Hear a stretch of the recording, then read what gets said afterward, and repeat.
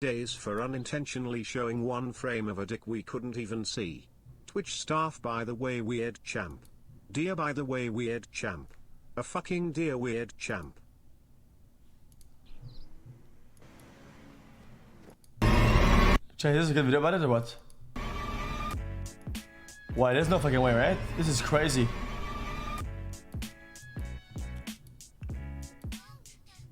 Hey, what's up guys? MKBHD up there, 5G network in certain cities, one location at a time. So you can't just get a software update to a 4G phone to just enable 5G. That's right. I'm talking to you, AT&T. Changing people's status bars to say 5GE when it's really just 4G. It's stupid. It's basically a lie. You're kind of trying to trick people into thinking they got 5G. 5GE is not 5G. It's still 4G.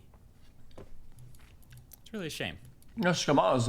Anyway, 5G is built on what's called millimeter waves. It's a new section of very high frequency spectrum, upwards of 20 gigahertz, all the way to near 96 gigahertz. But the catch is, the higher the frequency of any wave, the lesser the range. Like, that's just the truth on paper. So for the same reason 5 gigahertz Wi-Fi doesn't travel as far as 2.4 gigahertz Wi-Fi, the same reason microwaves don't cook things on the other side of the glass wall, that's the same reason 5G doesn't travel as well through the real world. So millimeter wave's biggest problem is that even if you're standing pretty close to the node, like a couple hundred feet away, it only really travels well within direct line of sight. So things like trees and walls and buildings block and disrupt the high frequency signal, even if you're still close to it. I've heard even that rain in the air could potentially be a problem. So if you put like a shungite pyramid right here, boys, then you're protected, right? This is why I wanted to test this for myself. So we drove to Providence, Rhode Island, which is on the growing list of Verizon's 5G cities. It's not the whole city that's one big 5G hotbed. It's only certain areas sort of tucked away. Happens to be near Brown University where we found one of them. And we found it by finding one of these. This is a 5G node, or 3 nodes to be specific, at the top of a light pole. You could tell because it said Verizon right on the pole, and because if you stand right next to it with a 5G phone in your hand and run a speed test, the results are just absolutely ridiculous. The 4G and the notification bar switches to indicate 5G. So what do you do then? If you're outside, you're like, oh dude, I need to get a new app or something, or I have to download like the entire library of my school books, dude. You go outside, you find a node, and you go home. And you open up your app of choice and run a speed test, and I'm seeing easy 700, 800, 900, often well above 1,000 megabits per second download. Shit. Highest result I actually saw in my personal testing was 1.9 gigabits per second, briefly from fast.com. That's just hilariously fast. Like, you could almost use your whole data cap. That is crazy, dude.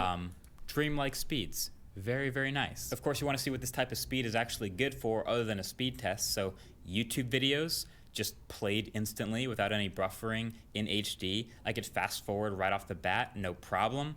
Web browsing, of course, would be super fast. Hopping into the Play Store to download a gigantic game. I like this video, chat. I like this video, but what about people saying like guys, I don't want to sound like a boomer. Half a block away. And when I waited a minute, I'd suddenly get 5G again and get 1,000 down. So what's the solution? What about this like well, as we understand it, basically just guys like 5G, like mind control, fucking. So essentially to maximize coverage and improve technology so that when you move behind one obstacle or sort of drive through a city, you actively switch between nodes that you're connected to.